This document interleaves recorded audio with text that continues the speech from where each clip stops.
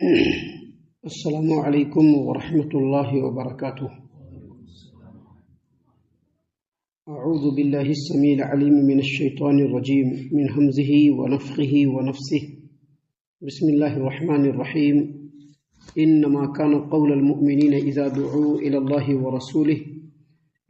ورسولہ لیحکم بینہم ان یقولوا سمعنا واطعنا واولئک هم المفلحون ومن يطع الله ورسوله ويخشى الله ويتقه فأولئك هم الفائزون۔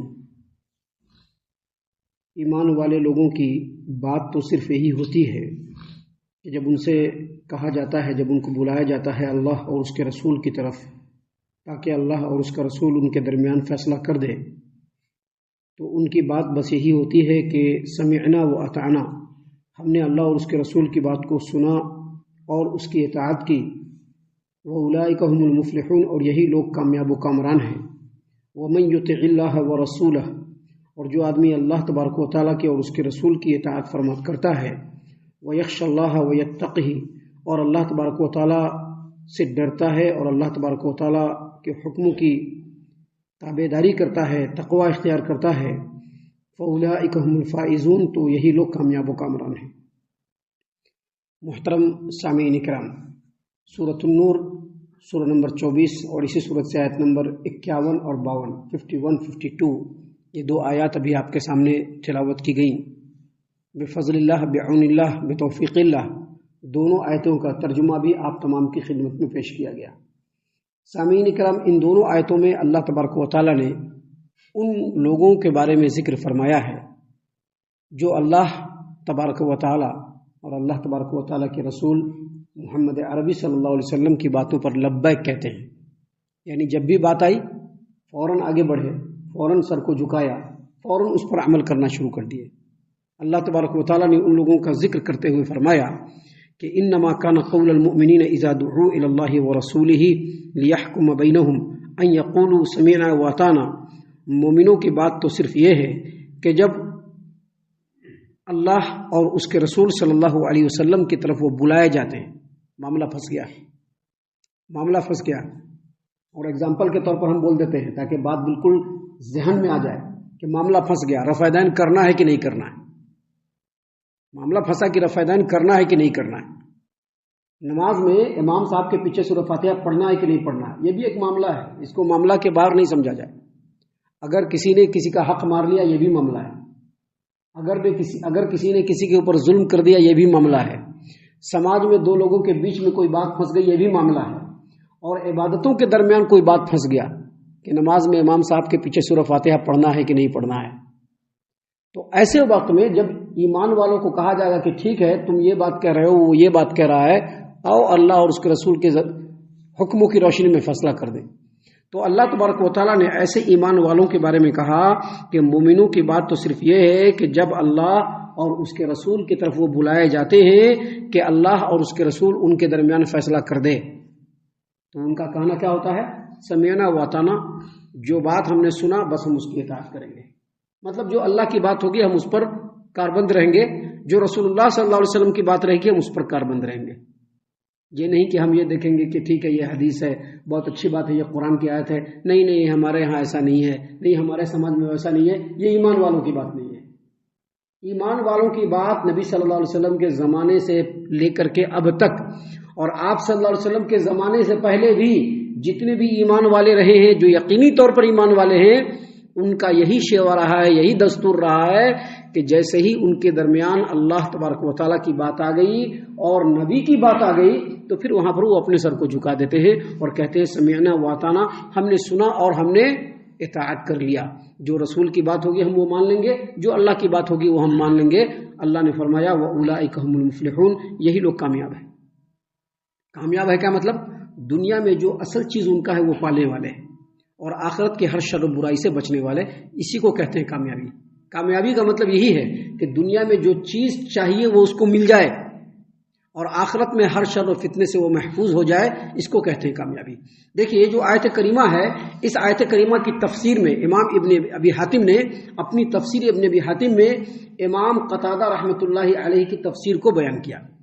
امام قتادہ رحمۃ اللہ علیہ نے اس آیت کریمہ کے بارے میں کہا کہ ہم سے عبادہ بن الصامت رضی اللہ عنہ کے بارے میں بیان کیا گیا، جو بدری صحابی ہیں اور انصار صحابہ میں سرداروں میں سے ہیں۔ جب ان کی موت کا وقت آیا تو انہوں نے اپنے بھانجے جنادہ بن ابی امیہ کو بلایا اور کہا کہ میں تمہارے حقوق و فرائض تم کو نہ بتلا دوں۔ دیکھیے جو تفسیر کیا ہے عبادہ بن صامت رضی اللہ عنہ نے، یہ بہت ہی جامع ہے اور بہت ہی اہم تفسیر ہے۔ انہوں نے کہا کہ میں تمہارے حقوق و فرائض کے بارے میں نہ بتلا دوں؟ انہوں نے عرض کیا کہ ضرور فرمایا۔ کہا کہ تمہیں تنگ دستی میں بھی اور خوشی میں بھی، بہت خوشحالی کا عالم ہے تب بھی، اور بہت ہی بدحالی اور تنگحالی کا عالم ہے تب بھی، اور پسندیدگی کا عالم ہے تب بھی، یا ناپسندیدگی کا عالم ہے تب بھی، یا جب سماج و معاشرہ ہو اور لوگوں کو تمہارے اوپر ترجیح دیا جائے تب بھی، ہمیشہ سننا اور اطاعت کرنا۔ یعنی جب اللہ کی بات آ گئی تو سن لینا اور پھر اس کی اطاعت و فرما برداری شروع کر دینا، چاہے جو بھی حالت ہو۔ یعنی ان کے کہنے کا مطلب یہ ہے عبادہ بن صامت رضی اللہ عنہ کا، کہ چاہے جیسی سچویشن ہو، تنگی کی حالت ہو تب بھی، خوشحالی کی حالت ہو تب بھی، کوئی بات تم کو پسند آ رہی ہو تب بھی یا تم کو بات پسند نہیں آ رہی ہو تب بھی، تم سماج و معاشرے کے اندر ہو، تمہارے سامنے لوگوں کو ترجیح دیا جا رہا ہے تب بھی سننا اور اطاعت کرنا، دوسرا کوئی کام تمہارا نہیں۔ سامعین کرام، نبی صلی اللہ علیہ وسلم کی زندگی میں نبی صلی اللہ علیہ وسلم کی سننا، نبی صلی اللہ علیہ وسلم کی زندگی کے بعد جو حکمران ہوتے ہیں ان کی سننا، جو علماء کرام ہوتے ہیں ان کی سننا۔ کب؟ جب ان کی بات قرآن و حدیث کے مطابق ہو تب۔ آگے انہوں نے اس بات کی تفسیر کرتے ہوئے مزید فرمایا کہ اپنی زبان کو عدل کے ساتھ ہمیشہ قائم رکھنا اور جو تمہارے حکمران ہیں ان کی خلاف ورزی نہ کرنا۔ کب؟ جب تک کہ وہ تمہیں اس بات کا حکم نہ دے دے جو اللہ اور اس کے رسول کی مخالفت کرنے والی۔ آگے مزید تفسیر میں انہوں نے کہا کہ اس کا مطلب یہ ہے کہ اگر حاکم وقت یا عالم وقت، حاکم وقت ہو یا عالم وقت ہو، اگر تم کو ایسی بات کا حکم دے جو اللہ اور اس کے رسول کی مخالفت کرنے والی ہو تو اس وقت ان کی بات نہ ماننا بلکہ اللہ اور اس کے رسول کی اطاعت کرنا۔ یہ تفسیر بیان کیا انہوں نے عبادہ بن الصامت رضی اللہ عنہ۔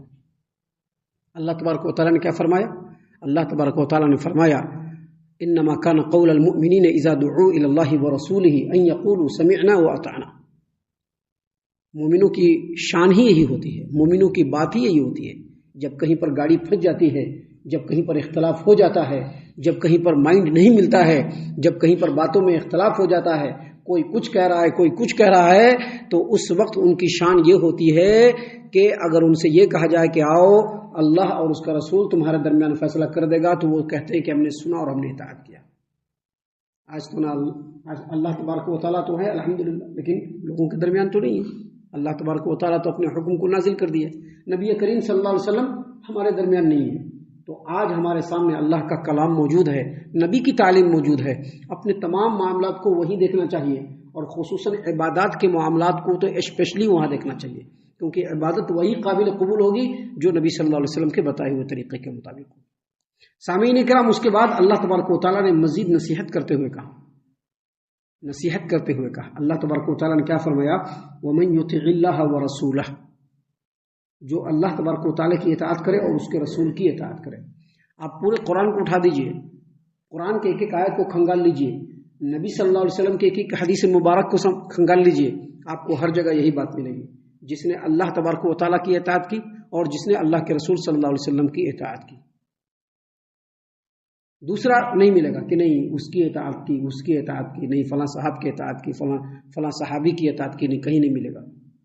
بس ملے گا کہ جس نے اللہ تبارک و تعالیٰ کی اطاعت کی اور اس کے رسول صلی اللہ علیہ وسلم کی اطاعت کی۔ نبی صلی اللہ علیہ وسلم نے البتہ ضرور فرمایا ہے، نبی صلی اللہ علیہ وسلم نے ضرور فرمایا ہے علیکم بسنتی و سنت الخلفاء الراشدین، فرمایا کہ تمہارے اوپر لازم ہے کہ تم میری سنت اور خلفاء راشدین کی سنت کو لازم پکڑو۔ تو یہاں پر سنت سے مراد جو نبی کا طریقہ اور جو خلفاء راشدین کا طریقہ۔ خلفاء راشدین کا طریقہ کون سا ہے؟ نبی کا ہی طریقہ ہے نا، کہ کوئی دوسرا طریقہ ہے؟ کوئی دوسرا طریقہ نہیں۔ خلفاء راشدین کا طریقہ وہی ہے جو نبی کا طریقہ ہے، دوسرا کوئی طریقہ نہیں ہے۔ لہٰذا اللہ تبارک و تعالیٰ کی بات کو اور نبی کی بات کو کس کے فہم کی روشنی میں سمجھنا ہے؟ صحابہ کرام رضی اللہ عنہم کے، کیونکہ صحابہ کا طریقہ کون سا ہے؟ وہی طریقہ ہے جو نبی صلی اللہ علیہ وسلم کا طریقہ ہے۔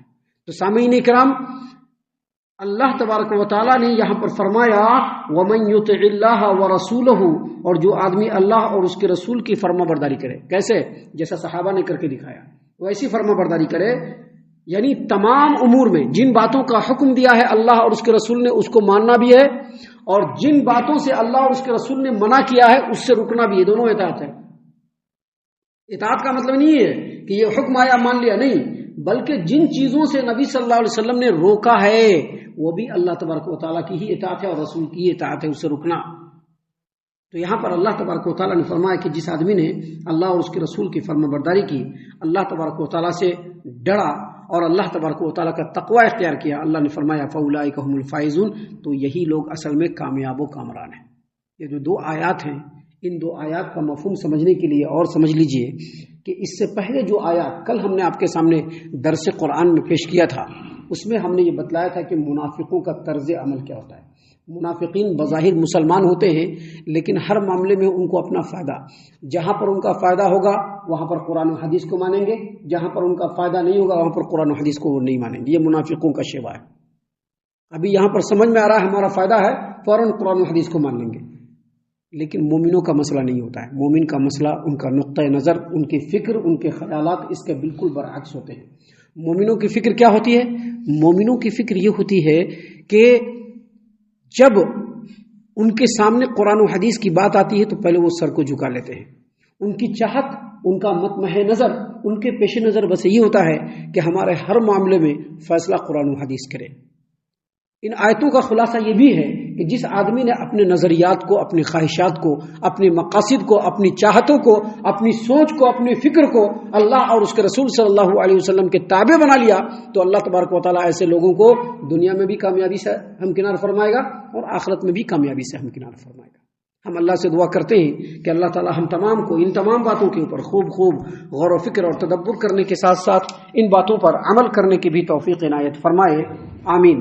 اللہ تعالیٰ ہم تمام کو صحیح معنوں میں پکا سچا مومن مسلمان بنائے، اللہ اور اس کے رسول صلی اللہ علیہ وسلم کی اطاعت و فرما برداری کرنے والا بنائے، صحابہ کرام رضی اللہ عنہم کے طریقے پر چلنے والا بنائے، جنت الفردوس میں جگہ عطا فرمائے۔ اے اللہ ہم تمام کو جہنم سے پناہ دے، اے رب العالمین ہم تمام کو جہنم سے پناہ دے، اے مالک الملک ہم تمام کو جہنم سے پناہ دے، آمین یا رب العالمین۔ وما علینا الا البلاغ المبین۔